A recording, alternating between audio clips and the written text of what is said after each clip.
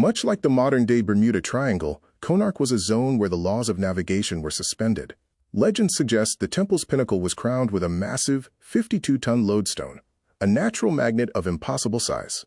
This capstone wasn't just a decoration, it was the North Pole of a massive architectural circuit, designed to hold a sun god idol floating in mid-air through magnetic levitation. This wasn't just a temple. It was a colossal, stone-housed magnetic engine. Why was it built this way? And why did the British Empire, in 1903, spend years filling the main assembly hall with hundreds of tons of sand and sealing it behind brick walls? Was it to save the structure, or were they grounding a power source that was still active? Imagine a 13th-century lighthouse that didn't just guide ships, it captured them. For centuries, European mariners called Konark the Black Pagoda for a terrifying reason. As their ironclad vessels approached the coast of Odisha, their compasses would begin to spin in frantic, useless circles. Sailors reported an invisible magnetic pull, so strong it could physically drag a ship toward the razor-sharp rocks of the Bay of Bengal. To understand Konark, you have to realize that our ancestors didn't see time as a linear concept.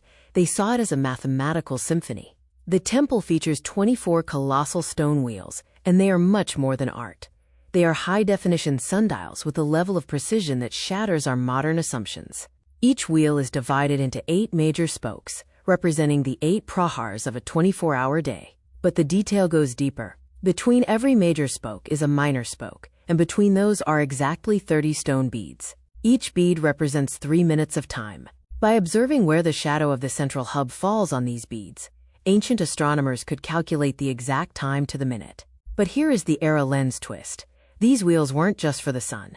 2026 researchers have analyzed the lunar alignment of the northern wheels, suggesting they functioned as moondials, tracking time through the shadow of the moon during the night.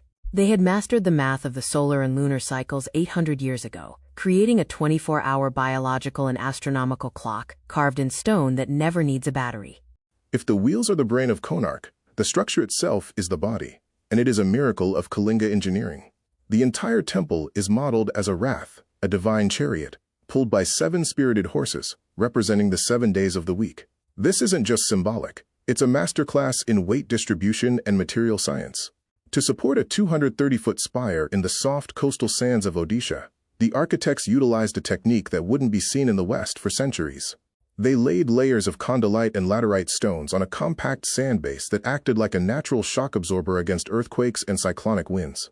They didn't use cement, they used interlocking iron dowels, massive iron beams and clamps that stitched the stone blocks together into a single, unified, flexible skeleton.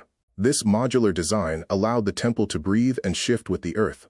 The sheer scale of moving thousands of tons of stone from distant quarries and assembling them with sub-millimeter precision makes the Sun Temple a triumph of human logistics and architectural genius. Here is the final gripping truth. Even in 2026, with all our supercomputers, 3D printing, and hydraulic cranes, we could not recreate Konark. Modern architects struggle to build coastal structures that last 50 years against the corrosive sea air, yet Konark has stood for nearly 1,000. Our current smart cities depend on satellites and electricity to tell time and navigate. Konark did it with gravity, magnetism, and shadows. We consider ourselves the advanced generation, but we are still trying to figure out how 12,000 artisans, led by a master craftsman and a 12-year-old boy named Dharmapada, achieved a magnetic and astronomical feat that we can only dream of.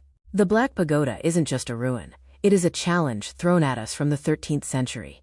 It asks us, have we actually progressed, or have we just forgotten how to build for eternity? As the ASI finally prepares to remove the 1903 sand in 2026, we may finally see the engine that the world has been afraid to look at for over a century.